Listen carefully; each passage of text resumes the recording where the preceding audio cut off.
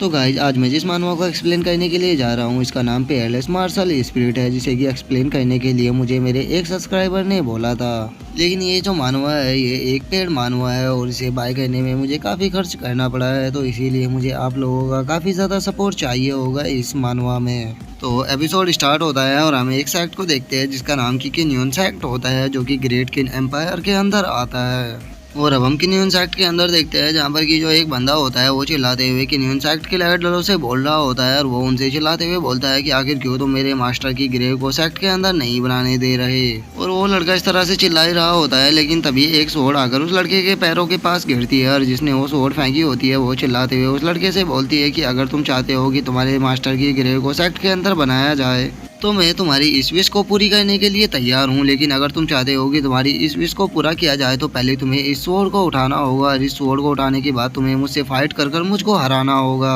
और अगर तुम मुझे हरा देते हो तो मैं तुमसे वादा करती हूँ कि मैं तुम्हारे मास्टर की ग्रेव बनाने की तुम्हें परमिशन जरूर दूंगी। और उसके बाद अब हमें इस लड़की के बारे में बताया जाता है कि ये किन्यून सेक्ट की एक इनर एल्डर होती है जिसका नाम की रैन यूजी होता है। और रैन यूजी की इस बात को सुनकर जो किन्यून सेक्ट के डिसाइपल खड़े होते हैं वे आपस में बातें करने लगते हैं कि यार ये तो काफ़ी बुरा हुआ, क्योंकि जो चैंग फैंग है उसके तो सारे मरीडियन के पॉइंट ब्लॉक है और उसी के साथ उसके पास बेचारे की कल्टीवेशन का भी कोई लेवल नहीं है, तो मुझे नहीं लगता कि वो कभी भी जो एल्डर रैन यूजी है उसे हरा सकता है। जो सुनकर जो दूसरा डिसाइपल होता है वो पहले वाले से बोलता है कि ये मैच तो बिल्कुल एक तरफा है और अगर चैंग फैंग अपने मास्टर की इज्जत को बचाने के लिए अगर एल्डर रैन यूजी से फाइट करने के लिए गया तो वो उसे केवल एक ही पल में खत्म कर देगी। जो सुनकर अब जो पहले वाला डिसाइपल होता है वो हंसते हुए दूसरे वाले से बोलता है कि हाँ तुम सही कह रहे हो, उसे अपने मरे हुए मास्टर के लिए अपनी जान को खतरे में नहीं डालना चाहिए, उसके लिए सही यही होगा कि वो यहाँ पर केवल अपनी जान को बचाने के ऊपर ध्यान दे। और उन दोनों डिसाइपलों की ऐसी बातों को सुनकर हम देखते हैं कि पीछे जो एक बंदा खड़ा होता है उसे काफी ज्यादा गुस्सा आ रहा होता है और अब वो अपने गुस्से को ज्यादा देर कंट्रोल नहीं कर पाता और वो वहाँ पर खड़े हुए डिसाइपलों को हटाते हुए आगे बढ़ने लगता है और वो आगे आकर रैन यूजी से बोलता है कि रैन यूजी आखिर तुम ये क्या कर रही हो, ये बिल्कुल भी सही नहीं है। जिसके बाद अब हमें इस बंदे के बारे में बताया जाता है कि ये किन्यून सेक्ट का एक आउटर एल्डर है जिसका नाम की हैन चोंग है। और अब हैन चोंग को इस तरह से चिल्लाता हुआ देखकर जो रैन यूजी होती है वो उसे गुस्से में बोलती है कि हैन चोंग क्या तुम अपनी औकात को भूल चुके हो?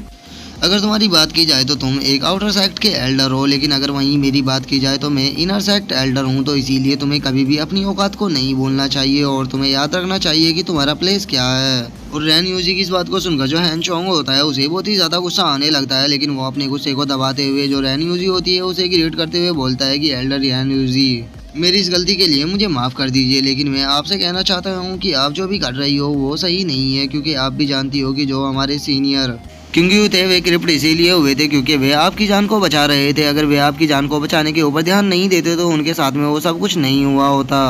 लेकिन उन्होंने खुद के ऊपर ध्यान नहीं दिया बल्कि उन्होंने तुम्हारी जान को बचाई और तुम्हारी जान को बचाने के कारण उन्हें इतनी भारी कीमत को चुकाना पड़ा, जिस कारण वे बहुत ही ज़्यादा डिप्रेशन में रहने लगे और आखिरी में आकर उन्होंने अपनी जान को भी गंवा दिया। तो अगर इस तरह से देखा जाए तो उनके साथ में आज जो कुछ भी हुआ है उसका कारण आप ही हो, लेकिन उसके बाद भी आप उनके साथ में ऐसा कैसे कर सकती हो? क्या उनके सैक्रिफाइस की आपके दिल में कोई भी इज्जत नहीं है? और अब हैन चोंग की इस बात को सुनकर जो रैन यूजी होती है वो उसे बोलती है कि वो मेरे साथ में फ्लर्ट करता था तो इसीलिए मैंने भी उसका यूज किया, तो अब अगर वो मुझे बचाने में क्रिप्ट हो गया तो इसके लिए तुम मुझे ब्लेम नहीं कर सकते। वो तुम्हारा किंग था जो कि मेरे पीछे राल टपकाता हुआ फिरता था, मैं उसके पीछे कभी भी नहीं गई। अब अगर वो मेरे पीछे फिरने के कारण क्रिप्ट हो जाता है तो उसके लिए तुम मुझे ब्लेम नहीं कर सकते।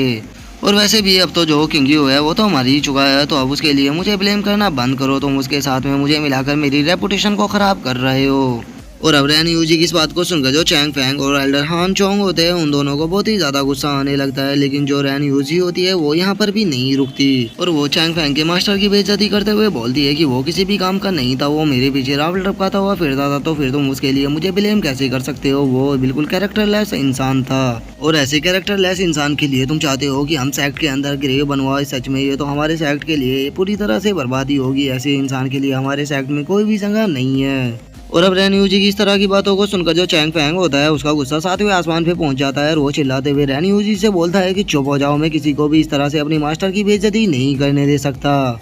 और चैंग फैंग को ऐसे गुस्से में देखने के बाद भी जो रैन यूजी होती है वो नहीं रुकती है और वो चैंग फैंग के मास्टर की और ज़्यादा बेइज्जती करते हुए उससे बोलती है कि क्या कहा तुमने? मैं तुम्हारे मास्टर की इंसल्ट कर रही हूँ? सॉरी, मुझे माफ़ कर देना, मैं गलत थी, तुम्हारे मास्टर केवल कैरेक्टरलेस ही नहीं थे बल्कि वे एक बहुत ही बड़े ट्रैश थे। और अब रैन यूजी की इस बात को सुनकर जो चैंग फैंग होता है उसे अपने पास्ट के मास्टर की बातें याद आने लगती है, जहाँ पर कि उसके मास्टर ने उसे एक लॉकेट पहनाते हुए उसे बोला था कि तुम इस लॉकेट का कभी भी ऐसे ही इस्तेमाल नहीं करोगे, इसका इस्तेमाल केवल तुम तभी करना जब तुम्हारे ऊपर लाइफ एंड डेथ की सिचुएशन आ जाए। और अब वो अपने उस पास्ट की बात को याद करने के बाद जो चैंग फैंग होता है वो गुस्से में चिल्लाते हुए बोलता है कि मास्टर मुझे माफ कर देना, लेकिन मैं किसी को भी आपकी इस तरह से बेइज्जती करने नहीं दे सकता, चाहे उसके लिए मुझे अपनी ही जान को क्यों ना देना पड़ जाए। और इतना बोलकर अब जो चैंग फैंग होता है वो उसी लॉकेट को तोड़ देता है जो कि पास्ट में उसके मास्टर ने उसको पहनाया था। और जैसे ही चैंग फैंग उस लॉकेट को तोड़ता है हम देखते हैं कि उस लाइट लॉकेट के अंदर से ब्लैक कलर की जो एनर्जी होती है वो निकलने लगती है, जो कि सीधे चैंग फैंग के शरीर के अंदर जाने लगती है। और जैसे ही वो ब्लैक कलर की एनर्जी चैंग फैंग के शरीर में जाती है हम देखते हैं कि जो चैंग फैंग होता है वो जोर जोर से चिल्लाने लगता है और उसके अंदर से बहुत ही पावरफुल ओरा निकलने लगता है। और उस ओरा को देखकर जो रैन यूजी और जो एल्डर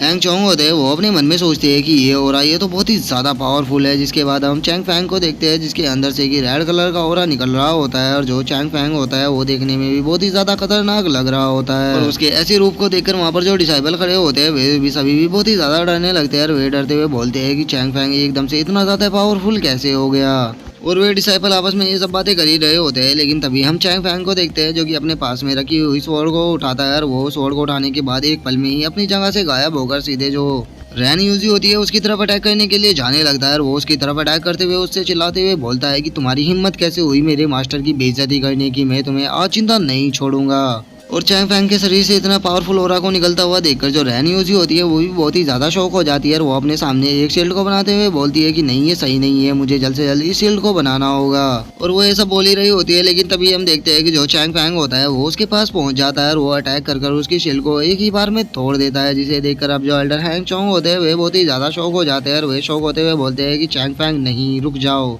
जो सुनकर जो चैंग फैंग होता है वो अपनी स्वॉर्ड को जो एल्डर रैन यूजी होती है उसके गले पर रोक देता है, लेकिन हम देखते हैं कि जो चैंग फैंग की स्वॉर्ड होती है उसने रैन यूजी के गले पे एक कट लगा दिया होता है। और जो चैंग फैंग होता है उसे अभी भी बहुत ही ज्यादा गुस्सा आ रहा होता है और वो गुस्से में रैन यूजी के ऊपर दूसरा अटैक करने ही वाला होता है, लेकिन तभी जो एल्डर हैंग चोंग होते हैं वो चिल्लाते हुए चैंग फैंग से बोलते हैं चैंग फैंग प्लीज रुक जाओ, अगर तुमने उसे कुछ भी किया तो जो सेक्ट के एल्डर है वो तुम्हें आज यहीं पर ही मार डालेंगे, क्योंकि वो एक इनर सेक्ट की एल्डर है। तो इसीलिए प्लीज अपने गुस्से को शांत करो और वहीं पर ही रुक जाओ, क्योंकि जो तुम्हारा मास्टर था वो भी कभी भी नहीं चाहेगा कि तुम यहाँ सेक्ट के अंदर मारे जाओ। और एल्डर हैंग चोंग की इस बात को सुनकर जो चैंग फैंग होता है उसकी आंखों में भी आंसू आने लगते हैं और वो अपने मन में सोचता है कि ये सही कह रहा है, क्योंकि मैंने अपने मास्टर से प्रॉमिस किया था कि मैं यहाँ पर कभी भी नहीं मरूंगा, तो इसीलिए मैं इसे नहीं मार सकता, मुझे इसे यहाँ से जिंदा जाने देना होगा। और इतना सोचने के बाद जो अब चैंग फैंग होता है वो अपनी स्वॉर्ड को रैन यूजी के ऊपर से हटा लेता है और वो रैन यूजी से जाते हुए बोलता है कि रैन यूजी मैं तुम्हारी लाइफ को आज छोड़ रहा हूँ, लेकिन याद रखना अगर तुमने आइंदा मेरे मास्टर की इंसल्ट की तो मैं तुम्हें जिंदा नहीं छोड़ूंगा। और अब चैंग फैंग की ऐसी पावर को देखकर वहाँ पर जितने भी डिसाइपल खड़े होते हैं वे सभी बहुत ही ज़्यादा शौक हो जाते हैं और उनमें से एक डिसाइपल चिल्लाते हुए बोलता है कि आखिर ये पॉसिबल भी कैसे है, जो चैंग फैंग है वो एकदम से इतना ज़्यादा पावरफुल कैसे हो गया, क्योंकि उसके पास तो कल्टीवेशन का कोई भी लेवल नहीं है, तो फिर वो एल्डर रैन यूजी को इतनी आसानी से कैसे हरा सकता है। तभी जो दूसरा डिसाइपल होता है वो पहले वाले से बोलता है ब्रदर मैंने देखा था जो चैंग फैंग था उसने अपने हाथों के बीच में किसी क्रिस्टल को तोड़ा था और उस क्रिस्टल को तोड़ते के साथ ही उसकी जो पावर थी वो एकदम से बहुत ही ज्यादा बढ़ गई थी। इसका मतलब जो चैंग फैंग है उसने किसी ट्रेजर का यूज किया है। और अब चैंग फैंग की हरकत के कारण जो एल्डर रैन यूजी होती है उसे बहुत ही ज्यादा गुस्सा आने लगता है और वो गुस्से में एक अटैक बनाते हुए बोलती है कि चैंग फैंग आखिर तुम्हारी हिम्मत कैसे हुई मुझे हर्ट करने की। और इतना बोलकर वो चैंग फैंग की तरफ अटैक करने ही वाली होती है, लेकिन तभी जो एल्डर हैंग चोंग होते हैं वे चिल्लाते हुए चैंग फैंग से बोलते हैं चैंग फैंग केयरफुल हो जाओ। और इतना बोलकर एल्डर हैंग चोंग होते हैं वो चैंग फैंग के आगे आ जाते हैं और वे चिल्लाते हुए एल्डर रैन यूजी से बोलते हैं एल्डर रैन यूजी आप आखिर क्या कर रही हो, क्या आप भूल चुकी हो कि आपने चैंग फैंग से प्रॉमिस किया था कि वो अगर आपको हरा देगा तो आप उसके मास्टर की यहाँ पर ग्रेव बनाने दोगी।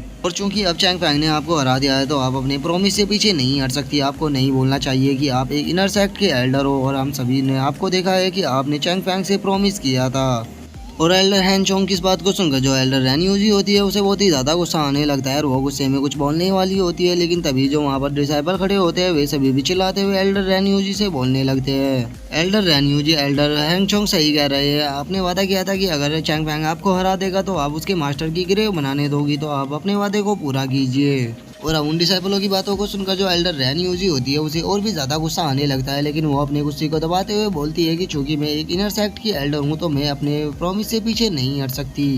और वैसे भी चैंग फैंग का जो मास्टर था वो एक लूजर था, और ऐसे लूजर के लिए हमारे सेक्ट में बहुत सारी जगह है जहाँ पर कि इसकी जो डेड बॉडी है वो पड़ी रहेगी। तो चैंग फैंग तुम अपने मास्टर की गिरे हो हमारे सेक्ट के अंदर बना सकते हो। और इतना बोलकर अब जो एल्डर रैन यूजी होती है वो अपने मन में सोचती है कि मैं जानती हूँ कि जो किंग यू था उसके पास बहुत ही सारे ट्रेजर थे, और उन ट्रेजरों को उसने पक्का अपने इस यूजलेस डिसाइपल को दिया होगा। तो अभी के लिए सही यही होगा कि मैं इसकी ग्रेव को सेक्ट के अंदर ही बनने दूं, ताकि ये इसका जो यूजलेस डिसाइपल है ये भी सेक्ट के अंदर ही रहे, और फिर मैं एक सही टाइम देखकर इसे खत्म करके इससे वे सारे ट्रेजर ले सकूं। और इतना सोचकर अब जो एल्डर रैन यूजी होती है वो वहाँ से जाने लगती है, लेकिन तभी जो चैंग फैंग होता है वो एल्डर रैन यूजी से बोलता है कि एल्डर रैन यूजी जरा रुकिए, मुझे आपके सेक्ट के अंदर उस ग्रेव की कोई भी जरूरत नहीं है। उस ग्रेव को आप अपने लिए बचा के रखिए, क्योंकि बहुत ही जल्द आपको एक ग्रेव की जरूरत पड़ेगी। और अब चैंग फैंग के इतना बोलते ही जो हमारा आज का एपिसोड है वो यहीं पे ख़त्म हो जाता है। तो अब नेक्स्ट एपिसोड में देखेंगे कि आगे क्या होता है। अगर आपको वीडियो अच्छी लगी हो तो वीडियो को लाइक करना, चैनल को सब्सक्राइब करना। मैं मिलता हूँ आप लोगों से नेक्स्ट एपिसोड में, तब तक के लिए बाय बाय गाइस।